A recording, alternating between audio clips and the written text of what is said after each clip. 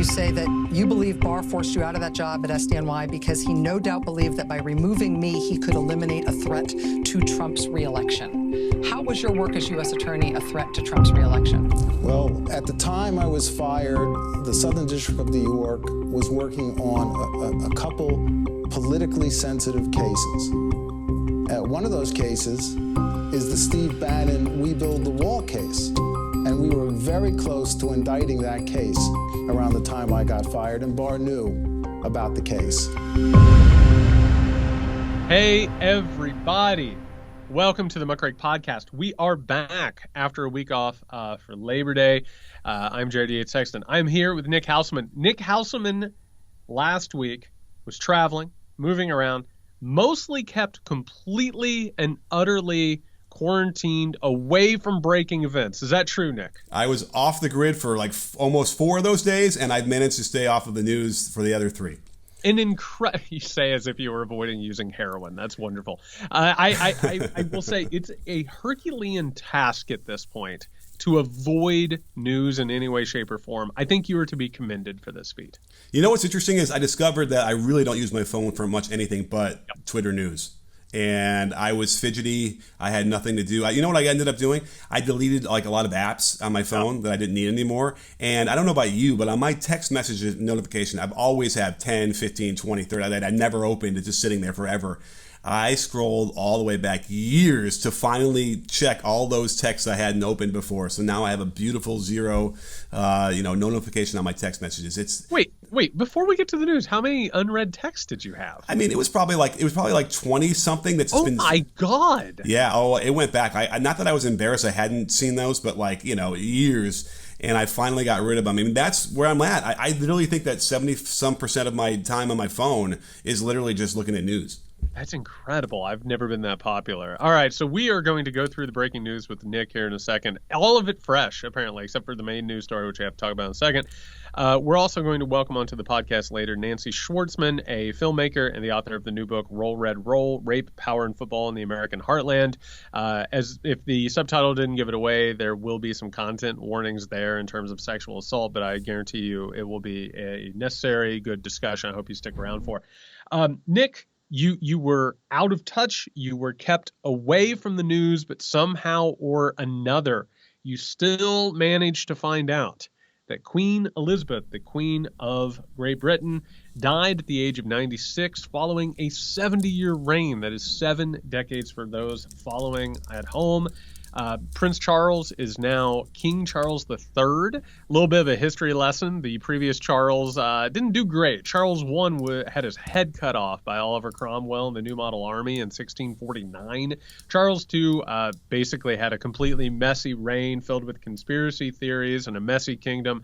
He died of mercury poisoning after having bloodletting. Go ahead. Just not a great moniker to take on. We got to get into this, what the monarchy actually represents. But Nick, you couldn't stay away from the news that the Queen Mother had died. It was weird. I must have sensed it because we were talking about it while I was off the grid. And just like amazed at how long she's lived. And apparently, yes, the longest monarch ever, as far as I understand it.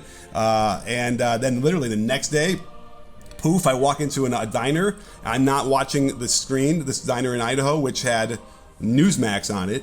Not even like Fox News, Newsmax. Think about that. That's a hell of a choice, by the way, to just have Newsmax as your default news setting in a diner. Yeah, so I sat with my back to it, but like my son and my wife both said, "Oh," and then whatever it was, I was like, "Wait, that's a weird reaction." So they had noticed that, and they said, "Well, we just talked about it yesterday," so I figured, "Oh, you talked about the Queen." But listen, I can remember. Do you remember when Charles and Diana got married? Yeah. I mean, I can remember that like being such a huge thing, even here over the news in '82, probably. You know what? I actually don't think I obviously I was too young to have watched it. I think that's one of those events that was like so sort of seminal in American culture that I sort of absorbed it through osmosis. My main memory, and this is a weird thing, it's Night Court. It was when Marky Post's character in Night Court was obsessed with the wedding of Charles and Diana. Night Court was a great show, by the way. It was a great show. Yeah. And so anyway, but, I don't know. We're supposed to feel anything about this. I don't know of anyone. She's just a figurehead. She's just waves her, whatever, and been hanging on for a long time. I mean, That said, I didn't watch The Crown. Is that what it's called? The Crown? Yeah. So wait, time out. I gotta say, you missed the social media event of the year, which was this outpouring of emotions and fighting over the legacy of Elizabeth.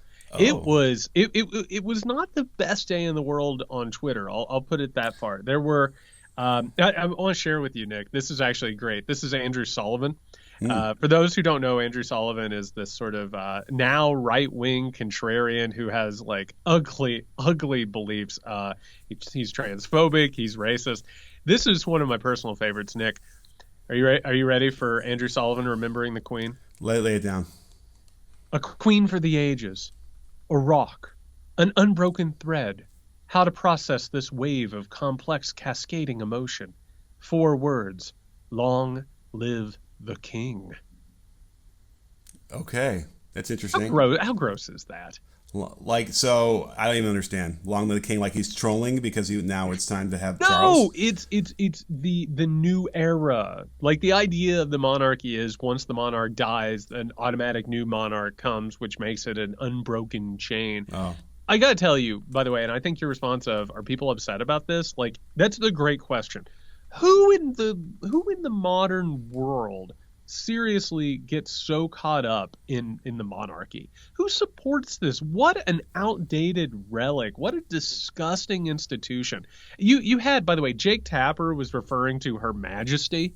Can you imagine saying out loud, Her Majesty, His Majesty? Like, how can you do that? Really? I mean, there's a quaintness to it and sort of a nice, homage to like the past, and it's kind of cosplay fun, right? Like in that way, but you're exactly right. It's a quaint, antique artifact, and to still talk. By the way, you missed this. I'm so sorry that we got to talk about this, Nick. So after she died, over Buckingham Palace, a rainbow appeared. And over again on social media, people are like, I think it's a sign.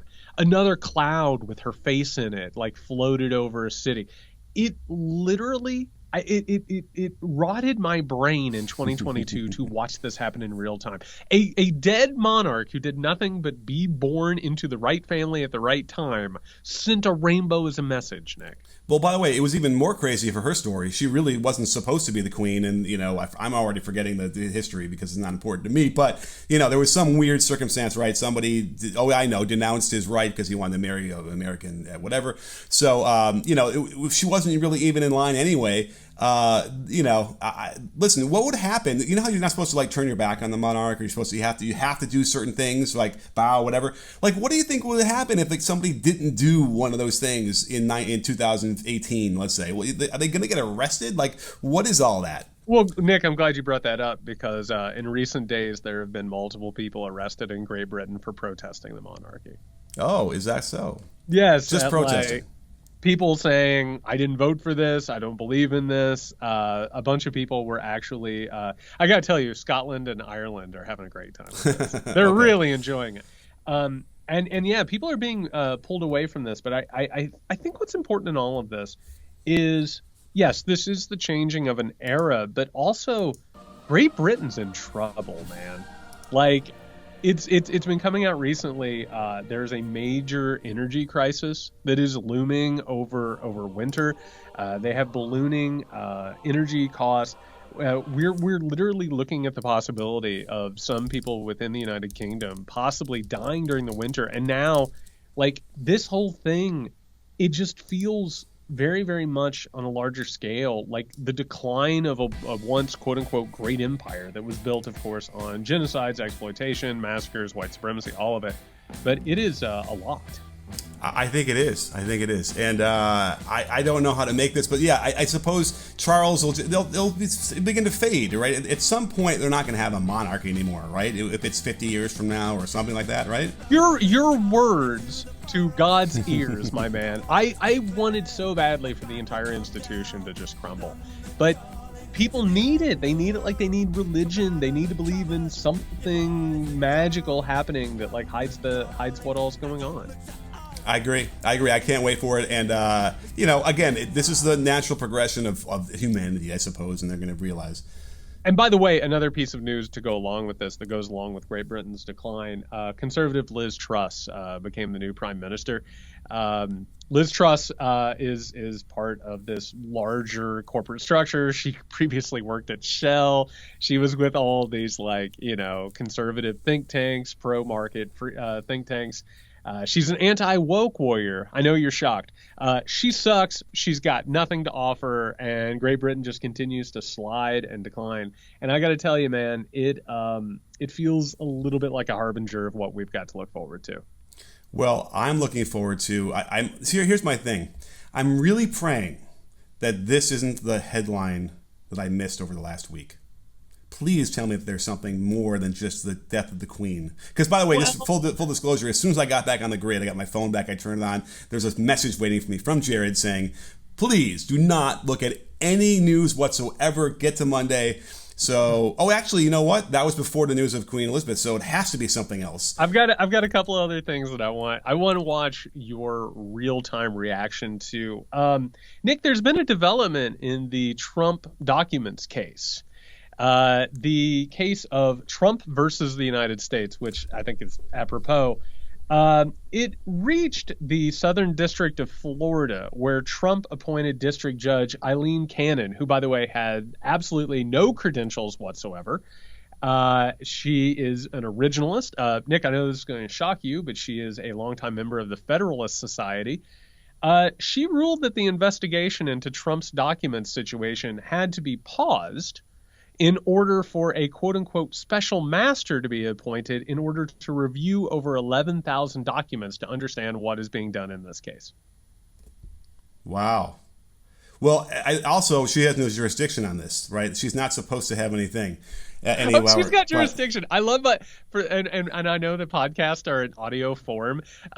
Before I got to the actual nut of that story, Nick was so excited I was going to tell him that Trump was led away in handcuffs. Yeah. Oh, my God.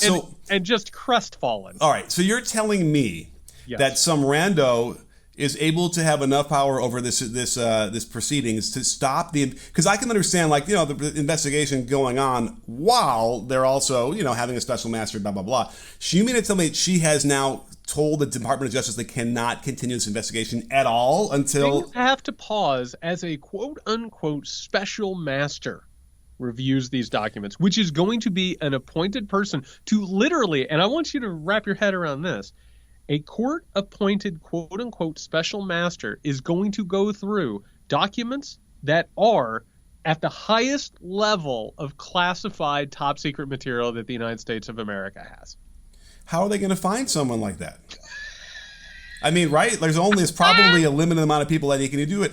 And they've already done this, haven't they? Didn't the FBI already go through all of his records anyway and sort whatever material they needed to sort out? Well, the court needs to figure out if this involves executive privilege, which is absolute nonsense because this has nothing to do with executive privilege.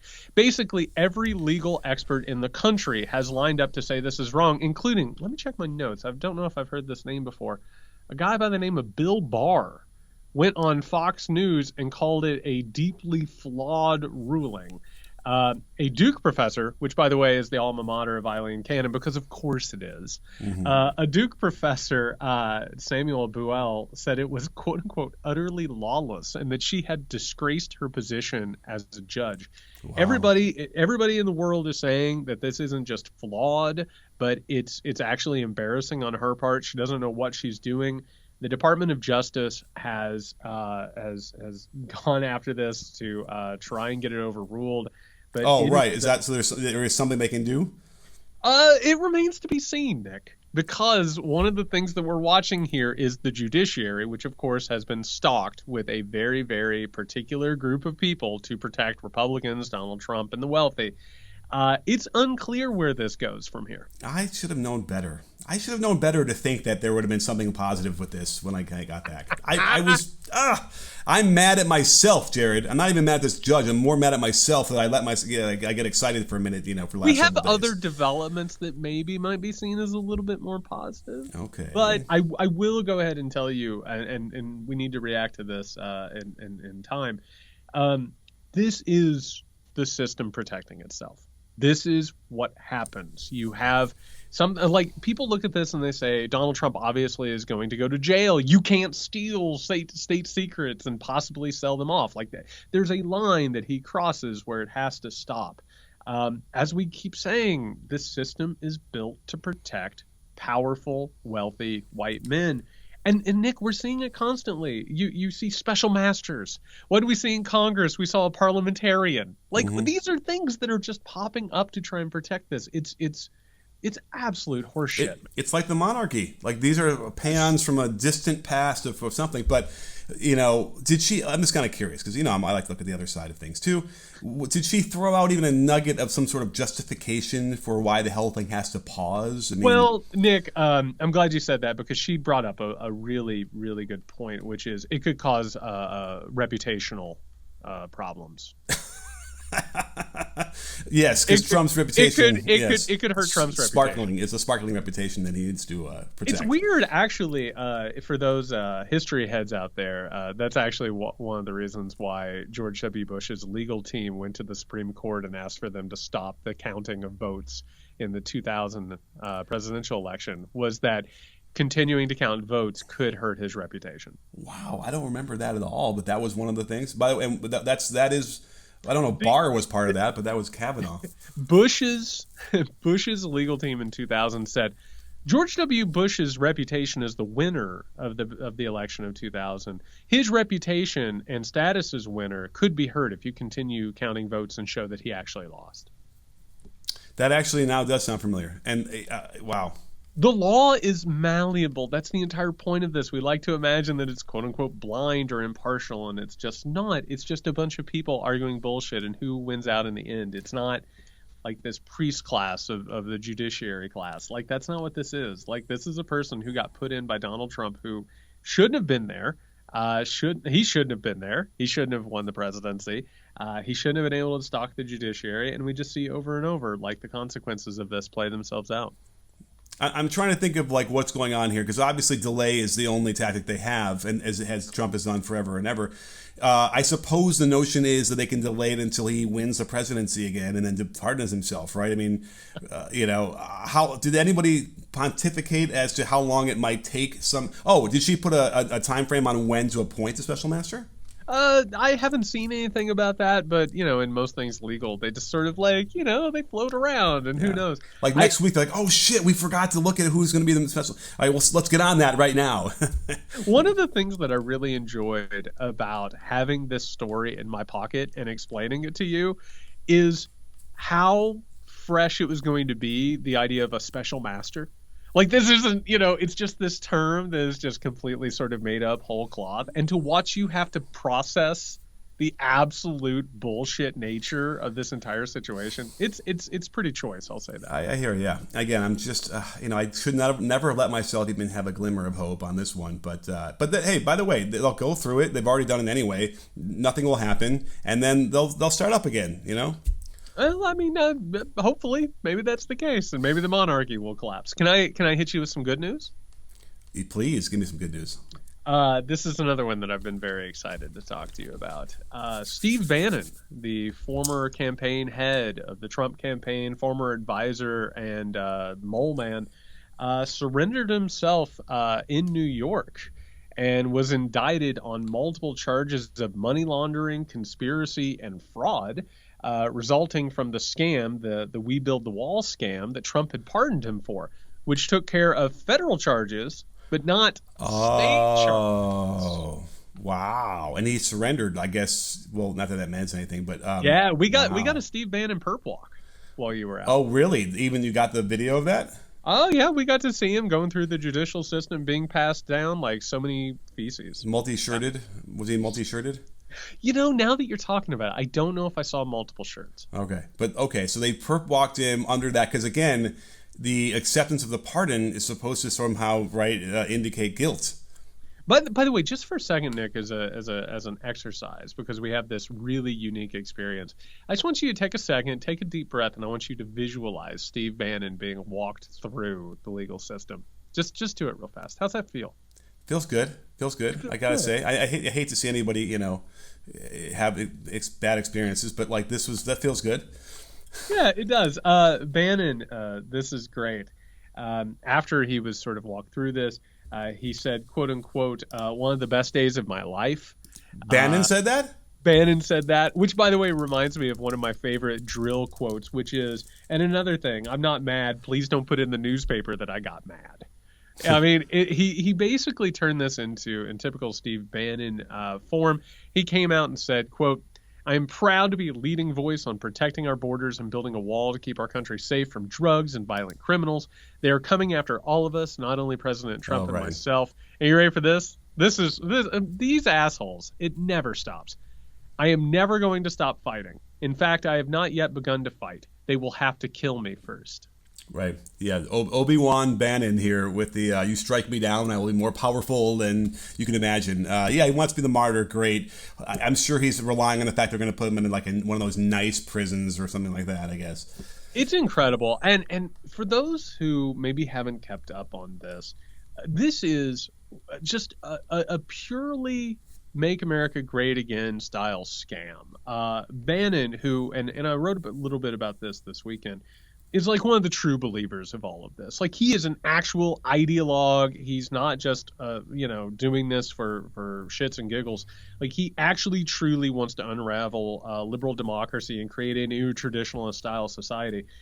Meanwhile, at the same time, Nick took advantage of border wall bullshit, Trump's main appeal, and created this group that it's called We Build the Wall, which brought in $15 million, basically stealing, Social Security money from people around, and all of these things they're continuing to do, and did it all, for personal profit and gain. And this is one of the true believers who still use the MAGA philosophy and worldview to line their pockets. Well, is there any better, not even a metaphor, but any more symbol of like what the Republican Party is exactly than this? And I because I couldn't be on the news and I couldn't risk being on Twitter for anything else, I literally was like, I was on my book. I'm doing a lot of the Reagan research right now, so I'm stuck in the middle of the Reagan thing, and like it keeps coming up over and over again how in the name of evangelicalism or in the name of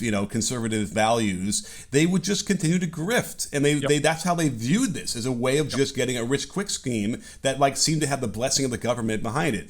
This is it. This is exactly what this is, and it's again will probably not have any effect on any of those people. Even the people that gave them the money probably would do it again, right? Like, I don't even know if they have regrets of it on it. Well, I mean, when it comes to ideology, again, it's the way we explain things. I have to imagine that everybody who got scammed in this thing, they look at it and they think, oh, this wasn't a scam. I didn't get scammed. Like, this is just, the deep state going after and trying to keep us from doing whatever. The wall was not necessarily going to be built. It was a giant boondoggle. It was a way to scam money from the government, a way to scam money from donors, you name it. And I think someone like Bannon, when they approach this, did he want a wall? Absolutely he did. Does he want anti-immigration statuses? Yes, absolutely. He wants a white nationalistic state. That's what he wants. But this entire ideology, MAGA, this growing authoritarianism, like, all of it is about, I want the money. I want the resources. I want the power. Everything else is just tinsel. You know what I mean? Like Bannon likes to talk about esoteric concepts. He likes to mess around with all these like old neo-fascist, proto-fascist people, Julia Vola, these like weird people who with runes. But the runes don't mean anything. Like you want to talk about like the Nazis or the fascists, torchlit parades, they don't mean anything. Swastikas, they don't technically mean anything. They're dressing, right? To say we deserve to have the money, we deserve to have the power, we deserve to have the resources. Everything else is just like an excuse. Everything else is just trying to hide what is greed and manipulation at the heart of all of it. Well, the big rallying cry is I'll never trust the government to spend my money. I don't want to give them any of it because it's so ineffectual. But, correct me if I'm wrong, Jared, but if you were to raise a big pile of money for a specific project that you wanted to have happen, and you try and present that to the quote unquote government to then do what you want them to do, there's a name for that, isn't it? Would you say? Because that's kind of what he was probably trying to do, right? You just can't give the government a lump sum of money and say, like, you have to do what I want you to do with this. because that's the word I think is corruption. I believe it's corruption, and I will say, in the instance of this scam, I think that large sum of money wouldn't have made it intact. That would be fair enough. Well, so I'm sure he said to himself, "Oh my God! I mean, there's all these regulations. We have to go through all these hoops. We'll never get the money where we need it to go." Well, geez, I could use a new yacht instead. Like, if it's just sitting there for a while and it won't go anywhere, we can't spend it yet. Like, what's the big deal? Like, that has to have happened. And then I'm sure he took that money, right? He spent that money, right? And in all of this, man, like, it's the same thing. It's all of these like Christian televangelists who got caught, wetting their beaks as they're like raising money for God or whatever. Like, you start out thinking, I'm doing this for the greater good, which is what Bannon thinks, right? Like, this is for the greater good. The next thing you know, you think God is on your side. You think that you're working with the universe to make good things happen. Well, guess what? Don't I deserve something nice? Yeah. Doesn't Banny deserve a nice new coat? And it just sort of snowballs from there because it's hollow. It's as hollow as an Easter bunny chocolate. Like, there's literally nothing inside of it. All of it is just a veneer that basically covers up this vacuum of nothing but pure greed. Pure greed. That's what it is. Because you always like to reference power. And it seems to ring hollow for me a lot of the time. To me, it's just money. By the way, maybe if you talk to Tony Montana, power and money, they're the same thing. But money is a material representation of power. You want to go back. You said something I think that is really important, which is somebody like a Donald Trump can surround themselves with the quote unquote best in the law, even though most of the law doesn't really work with him. Another thing that you missed, there have been a couple of developments. Speaking of Trump, I just want to drop a couple on your plate. One, a book claims that a couple of years ago he tried to pay a lawyer by giving him a horse, which is great. Like a racehorse? He tried to barter a racehorse instead of paying his bills. The second, and Maggie Haberman, a friend of the pod, was shilling her new book, which, of course, she had all kinds of information that probably would have been useful at the time. Apparently in 2020, Trump was flirting with the idea of barricading himself in the White House after he lost the election. Wow. How flirty did he get? Do we know? Pretty flirty. I think flirted with it pretty bringing hard. in extra food and whatnot, just bringing in a lot of Big Macs and putting them in because I can't find it now, but I remember at some point around that time, somebody had video of a procession of things being carted, I think, into the White House or out of the White House late at night. I wonder if that was it. I'm trying to figure that out. I got to tell you, that reminds me, and I'm so glad that I got reminded of this, a couple of other little pieces of minutia that you've missed by not being online. One, Trump last night, we're recording this on Monday, last night, Sunday, September 11th, Trump made an impromptu trip to Washington, D.C. There was nothing on the schedule. He showed up wearing golf clothes and just showed up and then got in a car and there's been no explanation. Of course, the internet went wild immediately. He had been arrested. You couldn't see the handcuffs, all of this, which there's no reason to believe any of that. Other rumors started going around that he went for treatment at Walter Reed, that there was a medical problem. There's a possibility he might have just went to play golf. We don't know. That was another thing that has popped its head up recently. That's weird. No one followed him, or they didn't see where he went. I guess I don't know. It just sort of it devolved into basically speculation. Okay, interesting. Yeah. Interesting.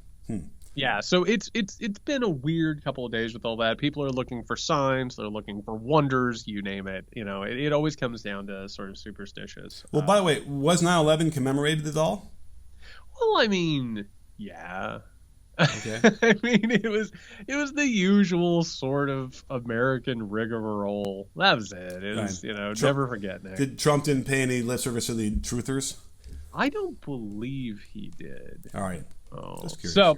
So another piece of good news. By the way, best of luck to Steve Bannon, another friend of the pod. Best friend I hope your travails figured themselves out, and I hope you go to jail for a very long time. Ukraine, Nick. There's been a development in Ukraine. Really? There was a surprise counteroffensive. Basically, Ukraine juked Russia out of their shoes They've taken advantage of supply chain issues, mobilization struggles. They have taken back a vast amount of territory. In large parts of Ukraine, they have pushed the forces of Russia back within the Russian borders. It's being called by some one of the greatest counteroffensive in modern military history. Holy shit! Really, that was so weird because I was talking about that this week too, and that came up because I was hanging out with my son, who's a Russia phobe. Wait, Russia phobe? No, what's the Russia file? Forgive me. Or Soviet file. Nonetheless, but we were kind of talking about this. I'm like, wouldn't it be great if they started just doing incursions into Russia itself? And we've seen a little bit of that, way on the border. But this is slightly, obviously different. But in theory, if you want to consider what Russia had taken Russian territory, well, then this is their incursion back into Russian territory and claiming it back. That's. Are you as worried as I am about this? Because a stalemate could very potentially lead to nuclear attack, wouldn't you say? Well, there's a lot happening with this. We've talked constantly about the story behind the story, which is whether or not the Putinist regime can maintain itself. There is a little bit more information that has seeped out that makes it seem like possibly Alexander Dugin's daughter, that her assassination might have very well been an internal struggle. The possibility, and by the way, I don't know how much you've been paying attention to this recently. A lot of people just keep falling out of windows in Russia. The thing is, in Russia, you stand next to the window. The next thing you know, you're toppling out. It's weird. Well, there's that natural, there's a suction that comes right from the outside, inside. The air quality. Cross breezes, I believe they call it. Yeah. A lot is happening right now. Russian culture, for the most part, has been expectedly sort of propagandizing the war, pretending it's either not happening or it's a glorious success. Over the past couple of days, as this counteroffensive has taken over, you're starting to see some Russian commentariat that are starting to say this is a problem and things are going badly. They're having a hard time filling the numbers. They're reaching capacity. I will say, I don't think that this war is going to end anytime soon. Russia is getting a ton of weapons from Iran, these other sort of, so-called rogue nations. Putin is going to meet with Chinese President Xi Jinping really, really soon, probably going to see an infusion of cash and resources. And on top of that, going back to the energy crisis that's, sort of burgeoning in Britain, winter is really, really a conducive period for Russia. That's when they start supplying a lot of energy to Europe and the Western world. We don't know how this is going to play out. We don't know if Putin's going to make it through this. Can he survive it? Is there going to be some sort of an internal friction that could take place here? A stalemate is going to lead to a ton of death.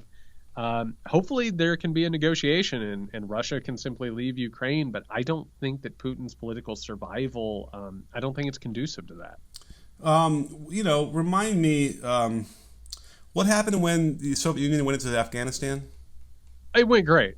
It was an operation that just couldn't have gone better. And then kind of when they finally did, a whole thing fell apart. Then what happened in the Soviet Union? So here's the thing. There were a bunch of things that went wrong with the Soviet Union, and eventually, let me check my notes, it disintegrated. Okay. So, why not just in this modern era, things happen a lot more like a hyper speed, right? So what took, I think it was 10 years, right, of Afghanistan in morass, could take 10 months or a year, whatever it is here. I wouldn't be surprised, but what you have to worry about is a guy like Putin would just end up not wanting, over my dead body, you're going to take this position from me. I haven't seen, in my study and my analysis, I haven't seen anything within the Putinist regime that even starts to lend itself to a backing down or a de-escalation. Mm-hmm. Literally, again, getting back to ideology, because that's the front that explains everything else. It's all been ramping up. We're seeing all that Z shit. We're seeing all that nationalist shit, the esoteric anti-New World Order shit. It's just doubling down. So the question here is, what's going to break first, right? Is the struggle going to break? Is the regime going to break? It is an absolute, utter mess. But it could, you said 10 years. It could be not just 10 months. We're talking 10 days, 10 weeks, 10 hours, 10 minutes. There's no telling what's going to happen here, but as long as Putin enjoys support from these other sort of nations outside of the American hegemony, including China most specifically. I mean, this thing can continue on. There's no question that one of the easiest solutions would be to find a Brutus, and I have a feeling that there's a direct connection between that necessity and people falling out of windows. I think there has always been an incredible relationship between those. Absolutely. So yeah, because that would probably be the way that this would actually happen, which would be unprecedented. We haven't had anything like that. Although in Argentina, the vice president, is that where we were?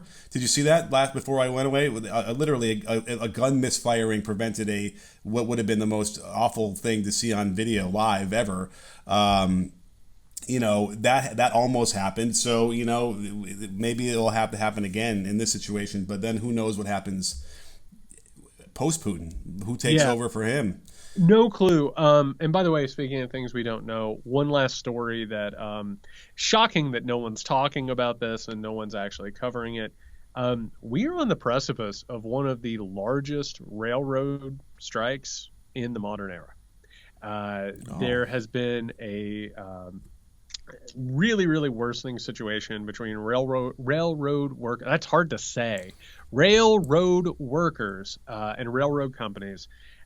We are a couple days out from literally one of the biggest strikes of the modern era. People don't really think about railroads anymore, but if that stops, if that comes to a crashing halt, believe me, you're going to be experiencing the consequences of that.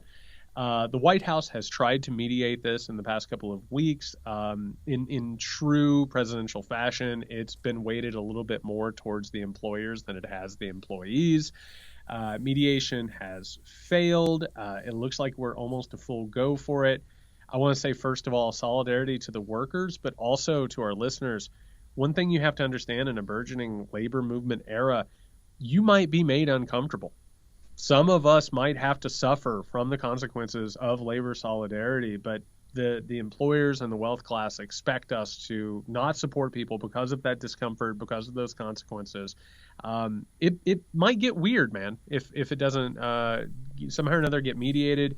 And also, I got to tell you, speaking of Reagan, we're going to be looking at a moment here, like what does Joe Biden do if the possible economic and political health of the Democrats particularly is threatened by a railroad strike? Like, is that another, air traffic controller situation? And whatever the White House does here, those decisions really impact what happens going forward. Like that is like one of the most massive things a president can do in the modern era. Right. It's amazing. And I was waiting to make that point about air traffic controllers, because if we've forgotten, Reagan fired them all.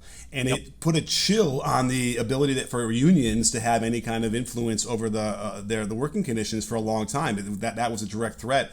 And we finally come back, but it's taken like this long until unions are now as popular as they have been. And, newsflash, unions prevent workers from getting killed and maimed and long-term illnesses. Like all those things are so important. And it was crazy to think that not that long ago it was a four-letter word that these conservatives in the name of business were vilifying. But it's another chance, by the way, for Biden to swoop in, these are the things he's pretty good at, and negotiate something. Because again, it's a supply chain issue. The issues we had with inflation, there's a direct tie to the supply chain things we had with ships off the coast for months and they couldn't get their goods off. This would be the same exact thing. And if it happens right before the midterms, I don't know. That's like some random act of God that happens to torpedo the damn Democrats again. It's tough, man. And I'll tell you this, like it's union health and labor movement health is not just indicative of where labor is. Like literally that the firing of the air traffic controllers not only drove a stake through the heart of the remaining labor unions, but it signaled that the United States of America, particularly the political class, was on the side of the wealth class, period. And that changed an entire era. I mean, the 80s, that pro-capitalistic exploitation model, conspicuous consumption, was built on that. If labor unions gain power, things start to change. And not just in labor, they start to change societally and politically. This is a major thing. And you're exactly right. Biden and the Democrats here have every reason to head this thing off. You know, like, because if this comes to pass, I don't think people understand how reliant they are on rail. I don't think they even have the beginnings of an understanding. And right now, I mean, look at what happened with the infant formula thing. One thing went wrong in one plant, and shit hit the wall fast. We're talking about like a massive industry that makes everything move and everything happen. If something happens here, it's going to get really wild really quickly. And then the question is, do you head this thing off and somehow or another signal that Biden and the administration and the political moment are on the side of workers? Or do you cut that off at the knees and you basically do battle with the burgeoning labor movement? And that's a defining moment. It really is. And let's not forget about the baby formula issue, because that spawned all sorts of awful intentional misinformation from the Republicans about sending formula to the border for migrants who are coming up from the border to like have for free, all this stuff, which was not happening at all. Who knows what they're going to make up about the railroad situation in terms of how they're going to try and pin it on Biden and the Democrats as well. That would be completely lying, that people will just gobble up, because again, they want that misinformation to use in their minds to justify their positions. It would be terrible, because there is this notion, again, I hate to feel like I am naive, but something about the midterms and in Congress indicates that there might be a hope that the Democrats can cling by a couple, seats to the majority control. But that won't help if this happens and people get upset about prices and about lack of being not being able to get goods. A reminder, and this goes back to post-pandemic where people were leaving their jobs during the so-called Great Resignation, like having to wait a minute for service, having to wait a minute to get seated at a table, and then going out or paying more for gas or paying more at the grocery store. Those minor inconveniences many times are manifestations of the consequences of solidarity. Sometimes you have to say, as a consumer, I can't get what I want when I want it. And maybe I'm going to have to pay a little bit more, because those low prices and that convenience are oftentimes built on exploitation. The wealth class wants you to turn your back on workers because you are inconvenienced. And it could get really weird and ugly. I have to imagine that this thing will be headed off. But if it isn't, man, if it isn't, this is a giant salvo in this burgeoning movement that we've been talking about. Right. And sometimes as a fellow human, I might need to wear a mask to protect other fellow humans. And without the proper leadership, that doesn't ever get through. And it breeds into a metastasized version of it's anti-civilization that we very well could be heading towards. And by the way, that's what the Republicans did with all of that. It was a consumerist choice. Are you telling me I have to wear a mask if I go to Applebee's? It's about the convenience of individual, quote unquote, freedom through consumerism. That was their tyranny. Oh, I can't go into Target without a mask? This is tyranny. It's about that convenience that this sort of hyper-capitalistic environment has created. I should get what I want when I want it for the price that I want to pay for it. That's what's replaced democracy. That's what's replaced like actual participatory democracy. Instead of getting a government that helps you or a government that like maintains systems or a social safety net, you get cheap Applebee's when you want it. And that's not a good trade. It's never been a good trade, and we're dealing with the consequences of it now. All right, everybody, I'm going to go talk to Nancy Schwartzman, the author of Roll, Red, Roll. A reminder, this is going to be a tough conversation. There is some sexual assault being talked about here and abuse. So try and stick around for that if you possibly can, and we'll be right back with Nancy Schwartzman. All right, everybody, as promised, we're joined by Nancy Schwartzman, who's a filmmaker and the author of the new book, Roll, Red, Roll, Rape, Power, and Football in the American Heartland. Nancy, thanks for coming on. Thank you. Thanks for having me. So I think some people have been familiar with your work, particularly when it comes to this case. Going back to 2012, of course, this was a really, really infamous moment in American culture. This was in Steubenville, Ohio, where a 16-year-old girl, Jane Doe, was sexually assaulted by a high school football team. This went viral. It created a major firestorm of trying to reckon with these things and figure out what's going on. This book, I think, is an excellent dive into it, as well as the film. But I wanted to start, before we get into the particulars of the book and the ideas that are in here, What is it? I am always fascinated by other artists, like their obsessions, the things that they can't get out of their head and they have to work with and constantly sort of like get into and dive deep into it. What is it about this case and this moment and this idea that for you is obviously sort of a compulsion, something that you keep going back to? Cool. I love to be, categorized as obsessive, compulsive, burning up type of creative. I think there's a couple things that happened in this case that drew me in. Primarily, the issue area I've cared about gender-based violence for a long time. I think I see really clearly all the ways that the average person does not sort of see the roots of the problem. And, I just have a kind of passion about righting wrongs in terms of understanding like who is to blame in a situation around sexual violence and like protecting victims and protecting young women to be allowed to express their sexuality or go through high school or college without being victims of violence. So that's kind of like a baseline just from my own personal experience as a woman. And having so many people in my lives experience violence. What was fascinating about Steubenville was it's these teen dynamics, and I'm always going to love YA, young adult stuff. What is the insane hierarchy of a high school? Who are the cool kids? Who are the victims? Who are the, class clown? Or like, how are people trying to fit into this cultural structure?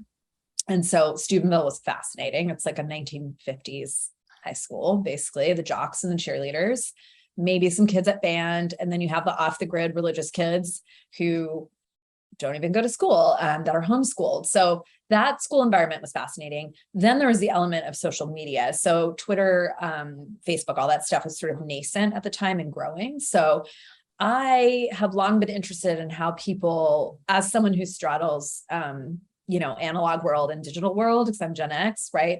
It's like, how is their intimacy and relationships being formed with social media, right? And so this case was the first to go viral. These kids documented it, mocked it, bragged about it, talked about it, thinking that socials were private because it was so early. So just like really understanding and looking at that. And how technology and later hacking got involved. The other thing that I only sort of understood when I got there, that was so fascinating, is the whole town was impacted, right? It's an entire community.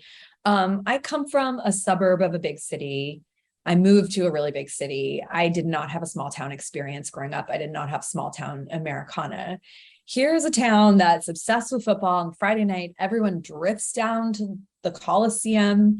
There's a flag, there's smokestacks. There's something so romanticized about the town as an American town. And then if you dig into the town, there's so many secrets. There's secrets and, gambling, and there used to be prostitution in town and mafia lore. So there's so much as a storyteller to like dig into in the town. So it just hit all those points really well for me. Yeah, I think the sort of idea of the Americana town. I come from one of those small towns, Mhm. and there is very much there's a sense of, if you ask somebody to describe it, they would, this is a place where you don't have to lock the doors. Everybody goes downtown on Friday for the game. This, that, everybody knows each other. All this stuff. That's always like a very thin veneer, right? There's always like a little bit of that veneer, and then underneath it, obviously it gets more complicated than that because those are cliches and trite sort of explanations. And I think one of the things that you hit on well in both this book and in your film is this could happen anywhere. This literally is something like this is the type of crime that does occur everywhere. It happens to be the virality of it, the moment of it, I think, that is sort of the lightning strike that makes it apparent. But we're not talking about just Steubenville, Ohio. We're talking about much larger situations here. Absolutely. I mean, why these boys? So the other piece that I really wanted to examine before even going to Steubenville was looking at perpetrator behavior, looking at pack mentality. And I couldn't get into prisons. I didn't want to interview serial rapists who were behind bars, but I did want to understand the mindset of people who target someone, who talk about it, who plan it, who execute it, and then, disseminate the images. And what was so available in the Steubenville case was all of that social media, right? So you could track the conversations. Those boys in Steubenville were exactly like the boys I went to high school with. I went to high school 9 miles outside of Philadelphia, public school. We had a horrible football team.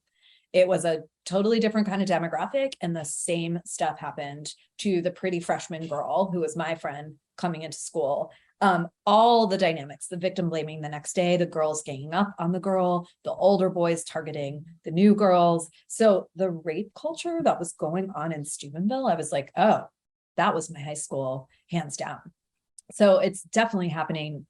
It doesn't have to be football. And when this case broke and I was touring with a film, something going to come out about the New York City Ballet, that some of the men were trafficking in images of their fellow female dancers. I was like, it happens in ballet. Like, it's definitely happening everywhere. It was just so Americana'd in Steubenville because it was the football team.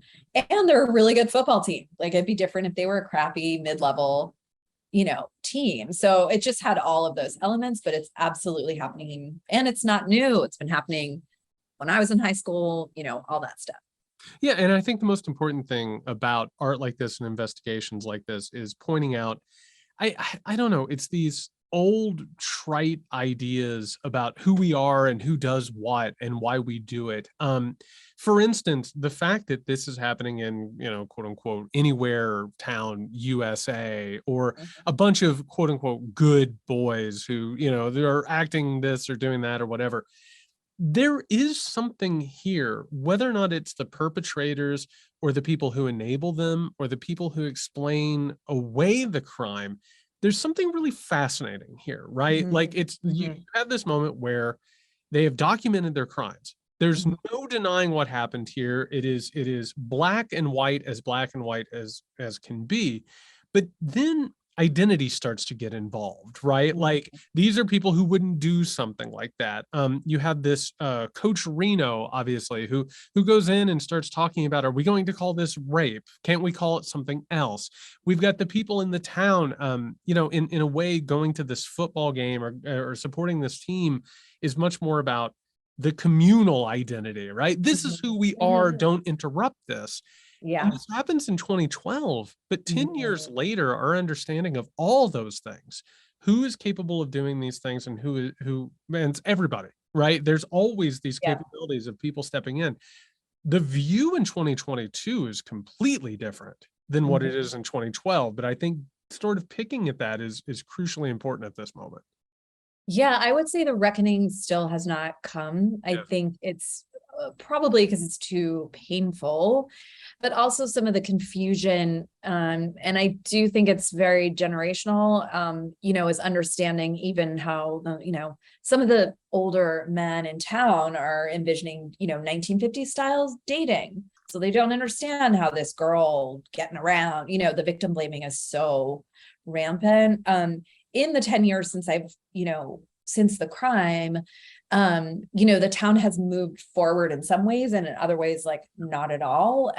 The rift between the Catholics has grown more strongly, right? So the fundamentalist whole, the more like extremist Catholicism has really like taken root in town, which is disturbing. They're kind of infiltrating city council, which they hadn't before. They kind of stayed out of like town business. And now, because there's this university, they're coming in. And you know what that means? That means a non-separation of church and state. It means non-autonomy over women's bodies.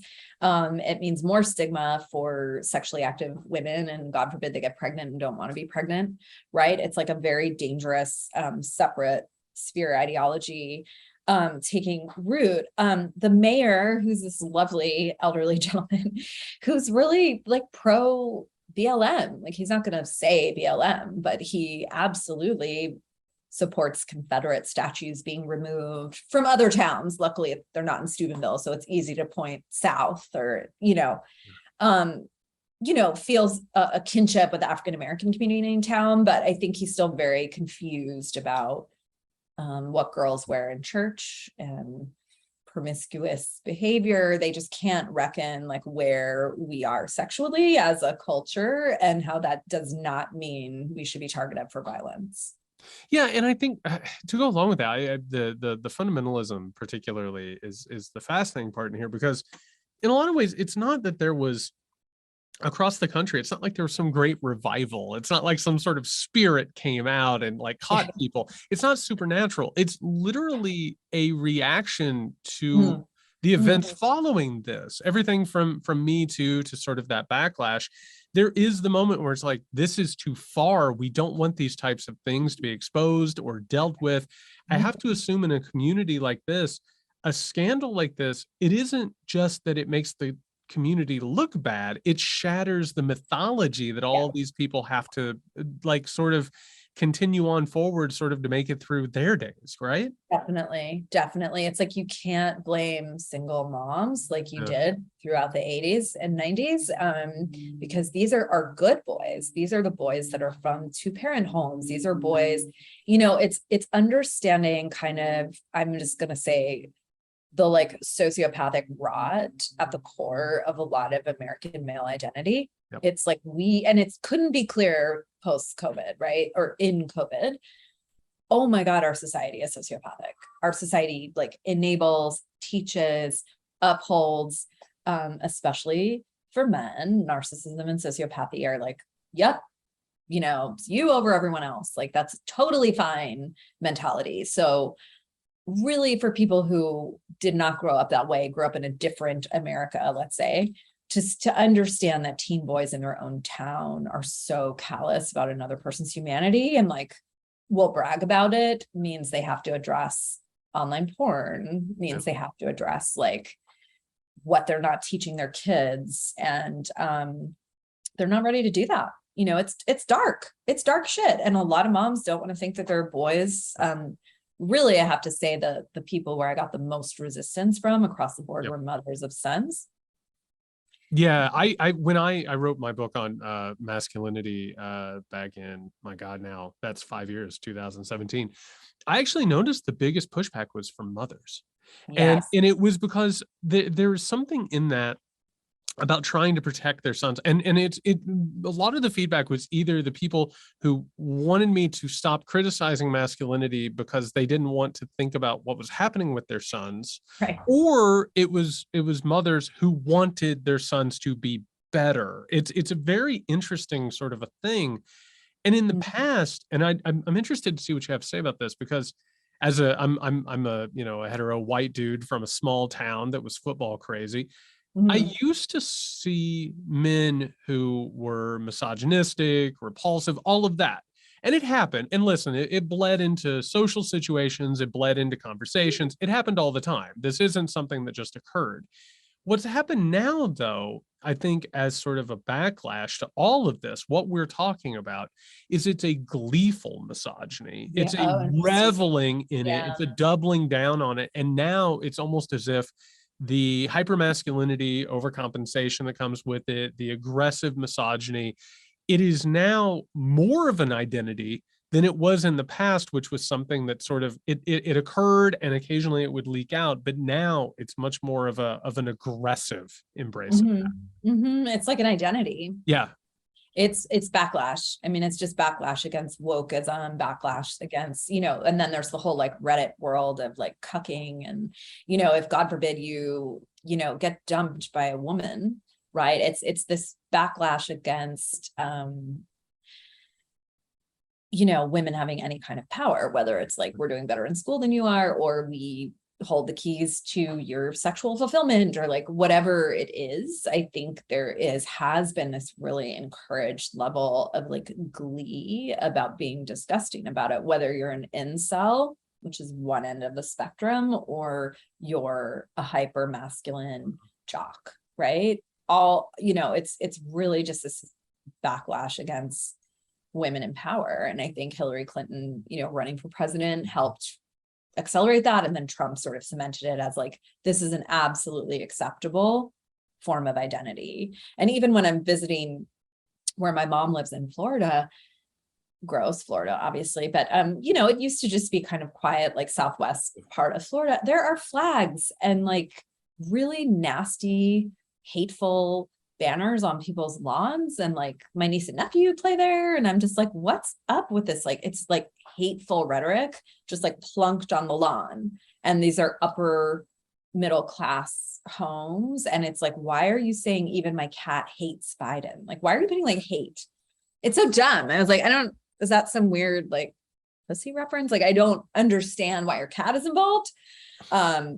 But you know, it's just like hate on the lawn, right? And you're just like, geez, when did that all start? So it's gleeful misogyny, it's gleeful hatred, it's gleeful, you know, really just like bad behavior.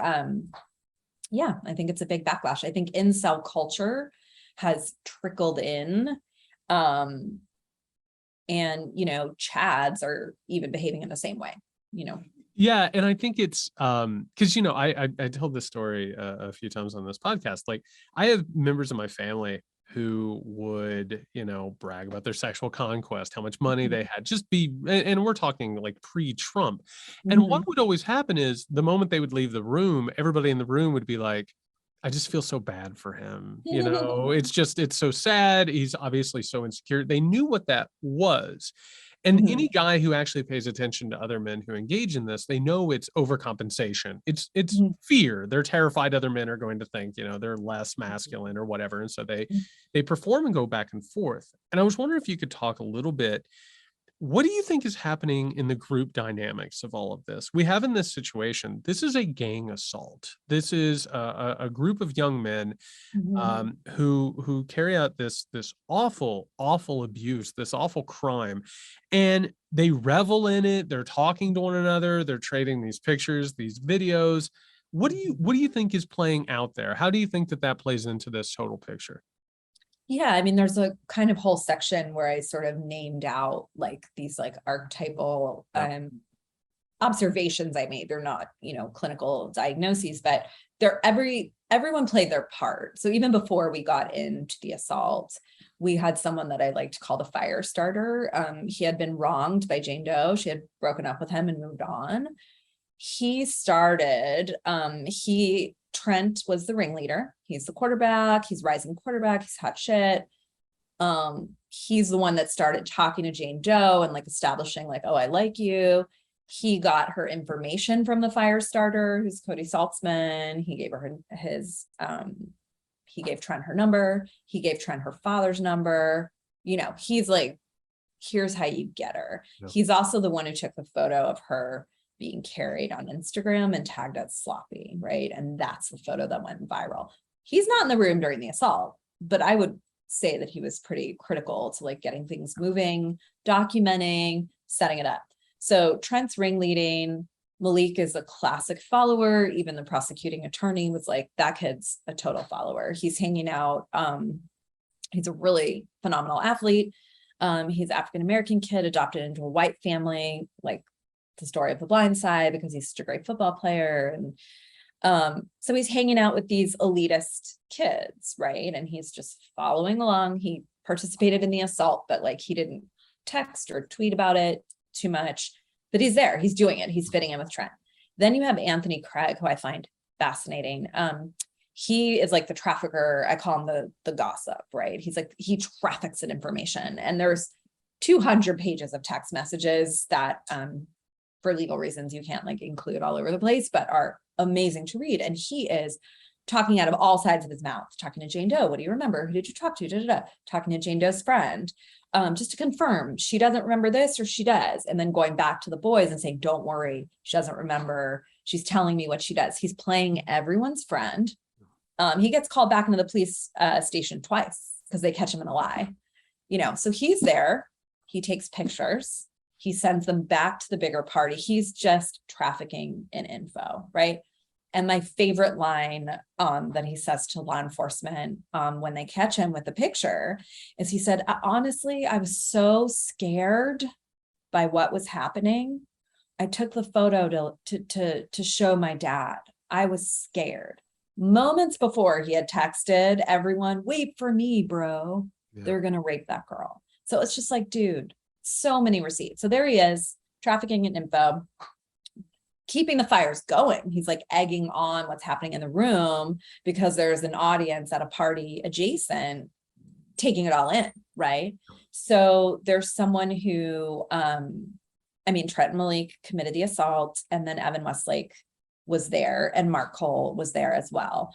Mark Cole like hosted the party, so he like enabled it to happen in his mom's house.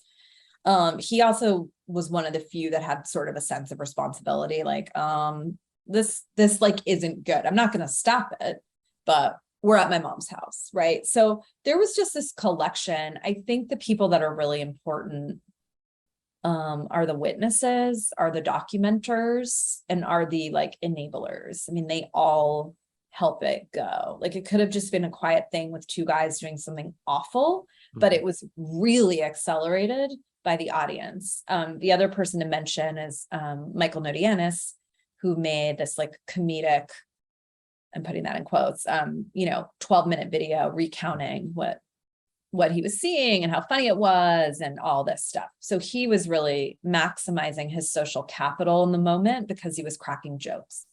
So it's a lot of social capital being gained by these guys following the ringleader. Psychologist David Lesak would say, Trent Mays was the ringleader one night, but that doesn't mean Anthony Craig couldn't have been the ringleader another night. So there's not like one bad apple. There's kind of like a network. But I think the documentation and the sharing and the audience building, which is what some of these guys were doing, is like as important to the group behavior. Yeah, I think, and this goes back to one of the reasons why I think your work on this case has been so excellent, is this is as repellent of a situation as it is. The documentation of all of this is uniquely modern. It gives us the insight, I think, into how these situations occur, what psychology is playing out, and it's really hard to look at. That's something I keep coming back to. It's really, really hard to look at, but it's something we have to look at.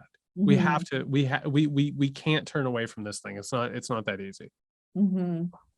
Yeah, and our impulse to pull out the camera and not intervene is really disturbing. I mean, we're seeing it everywhere, and everyone talks about it now with like wildlife or an accident or like anything. It's like, what is this impulse to take out and film? I'm really fascinated by, the Brett Kavanaugh and Dr. Blasey Ford. That scenario just reminded me a lot of Steubenville, in terms of also, I think beyond the documentation, which is like some of the aftermath, there's the premeditation. Yeah. And I think we understand premeditation to be this like criminal mastermind with all these maps and plans and, giving Trent Jane Doe's number is like a bit of premeditation, right? Making sure Mark Cole's mom's home so you know where Party C is going to be. All right, we got that set up that morning. That's premeditation, right? So Brett Kavanaugh, even when Blasey Ford was, in the room getting pinned down, it was either Brett or his friend walks in, turns up the music, closes the door. It's like before things happen, but they turn up the music. It's like, it's like shit is about to go down. That is premeditation on some level. That's not an innocent, like, we were hanging out. Why did you turn up the music? Right. So it's like, I'm fascinated as someone who does look at like criminal behavior, for lack of a better term, but just like how do these things get set up and then get said, I got caught up and swept up in the moment, which is what a defense attorney will say happened to Malik or Anthony Craig. Like, they were just wrong place, wrong time. Bullshit. They knew the plan the night before. That was not an accident. So I think a lot of times culturally, we want to think these are circumstances out of our control, or it's a good guy who got swept up in a bad thing. I mean, it's hard to speak out. Sean McGee in my film and book speaks out. Geno Atkins, another football player, I really appreciate that he said all the things he said in my book. Like, he's willing to talk now as an adult who's like, wow, I have perspective. Yeah. It's hard to speak up, but there are people who do it, and it just sheds light on like, this isn't an accident. These aren't people getting swept up in a situation. They're capitalizing on one, creating one. Yeah, and real fast, because I wanted to talk to you about this before we wrapped up. You know, on one hand, I think a lot of what we talk about when we're talking about these topics are, how do we capture this? How do we make sure that people are held accountable? Which is one thing that is obviously a component of it, right? And the phone is a panopticon, like the camera makes it possible to sort of do this, or social media or whatever. How do we make changes so we're not having to capture the crime or the act? Mhm. What in your opinion, from your research on this, looking at this, the ins and outs of the situation, what would actually solve this, or what would actually reduce this issue? Now that you've taken a look at it, what are the ways that we can take away circumstances or change culture or education? What do you see as being possible here? Yeah, I mean, really, truly, we need consent-based, ethics-based, pleasure-based sexual education starting from kindergarten. And kindergarten is about boundaries and what is your body? What are the names of the parts of it? It is yours, No. you know, all the way up to what is emotional readiness in a sexual situation, you know, how to set boundaries for yourself, you know, how to listen. Like, kids have adults. I mean, if you go on Instagram for anything with like love and relationships, it's all about how to set boundaries. I'm like, wow, do we just have no clue Yeah. as people? Like, our generation's born on social media, just told like you literally have no privacy. If I ask, can you see me on Tuesday? You have to give me the litany of all the things you're doing instead of just saying, no, sorry, I'm busy. I don't need to know all this. So I think boundaries are like a huge issue, and we can't expect kids to be getting it at home or from their peers, right? So I know it's, you know, trite to be like, we need sex ed, but we desperately need sex ed. We desperately, desperately need to understand what are the mechanics of sex. Let's talk about health, and let's talk about mental health, and then bodily autonomy. Like, I mean, girls have no idea how their periods work, and they have them for, you know, 35 plus years, right? So we don't know shit about our cycles. Like, we just are so in the dark about so many things. So to start with that, and then be really clear about what is autonomy, what is consent. And consent is not my favorite framework, because it's like literally the lowest bar you could have. Oh, was it consent? Did you get consent? Did you get it? It's like, oh my God, like, did you want it versus did you get it? You know what I mean? So, but we need all of that. And then we just need to be steeping emotional intelligence in all of our programs, which include sports. You know, so coaches need to be able to talk to their boys and not say, stay away from girls, they're going to get you in trouble, which is every coach, because coaches are not sex educators. And I feel for them. They're just trying to like get you from A to B, get you out of trouble and keep you on the field. Right. But they need to be part of this. They spend more time with youth than the teachers. Teachers are 45 minutes a day. Coaches are 2.5 hours. I spent hours with my tennis coaches growing up. They were monsters. That might be my second book. It keeps coming up. Tennis, all the things. So, you know, it's a little like on the nose, right? But we need education from a very early age. We need to understand boundaries. We need to understand pleasure and rights. And then everybody at the school and athletic level need to be part of it. Parents need to ask, if my kid's going to a gymnastics gym, you know, what the fuck? Who are the people working here? You know, what are the rules, right? When you think about all the things that happen to the girls in the gymnastics programs, up to the Olympic level, right? So then there's accountability stuff,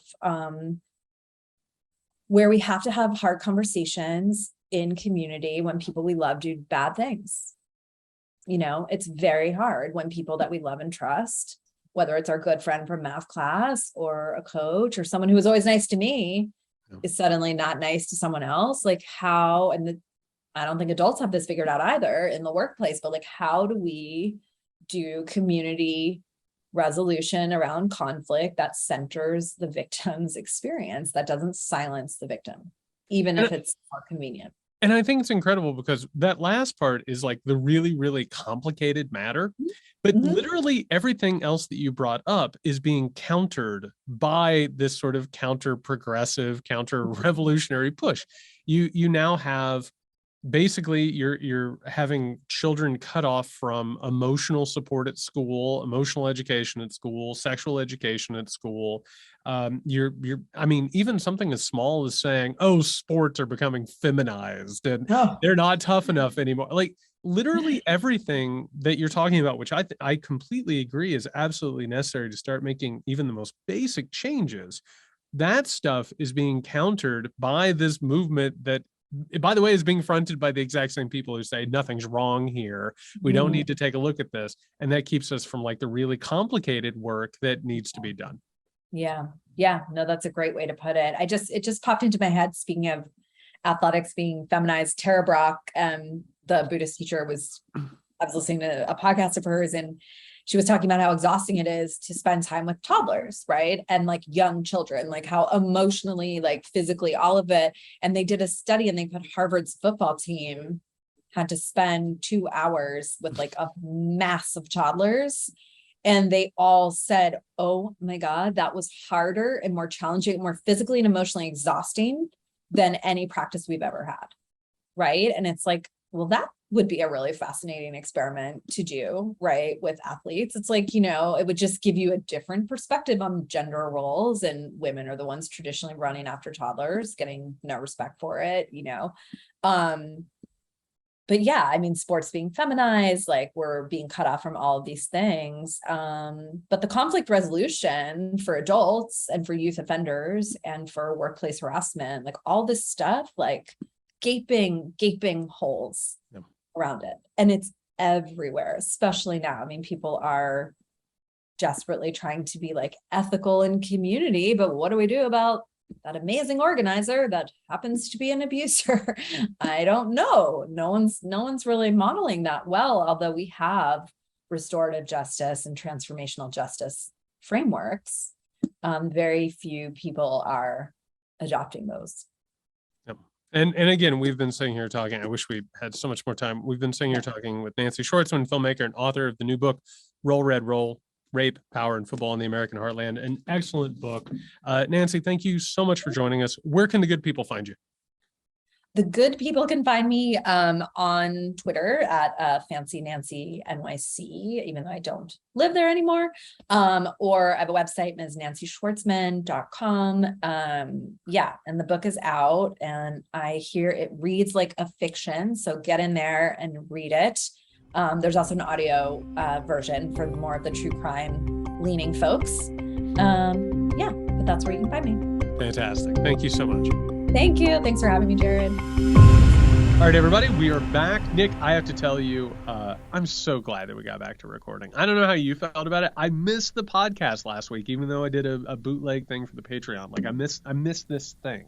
Oh, absolutely. I think everybody probably did. I mean, this is a thing that it feels good to do and have a conversation. I saw people on the socials talking about having withdrawal. Really? And I don't think that they were joking. I absentmindedly a couple times hit Twitter, and like just because I just do that when I open my phone, I quickly had to swipe it off. I was about to go into Discord, like, oh, let's talk to people. I'm like, oh, I can't do that either. It truly is remarkable how hard it was. It was one of the harder things I've had to do in a while, and also peace of mind. Like I was probably more rational and more maybe lighter in the shoes for a little while with doing that. So maybe we should all try this for maybe a day at a time or something like that, where it's not, because again, I'm telling you, when I'm on my phone, I'm nothing to do. I'm waiting for my wife in the store. I would just go onto Twitter and read news for a half an hour straight. You couldn't, absent that, like it was tough to find things to do, but it actually kept the mind a little cleaner. I think that's an important thing. I think if we can move away from that, and again, that goes back to the consumerist sort of convenience, right? Like, I want it now. And that is an addiction. And I think it was designed to be an addiction. I think that we can back away from that. I mean, we don't need to be watching Trump show up in D.C. and thinking, is he in handcuffs and we just can't see it? You know what I mean? Like that's not conducive to anything. Having larger, more in-depth conversations and actually considering these things is really, really important, which is, I think, one of the reasons we do this podcast and why we did it in the first place. And yeah, I'm just glad to be back. Absolutely. Be back to coalescing the vapor of human existence with you. Always, it's needed for me too. This becomes a bit of therapy as well. I think for everybody listening, for us and you and I talking, and so it's important. Yeah, and thank you everybody for your support as always. A reminder, we'll come back on Friday with the Weekender edition. If you want to listen to that, go over to patreon.com/monkreg podcast. Subscribe, support the podcast. It keeps us ad-free. It keeps us editorially independent. And also we have a really good community of people that you should join and get to know. That is patreon.com/monkreg podcast. We'll be back on Friday with the Weekender. In the meantime, you can find Nick at Can You Hear Me SMH. He's back on there, so you can actually find him there. You can find me at Jared Yates Sexton. Stay safe, everyone.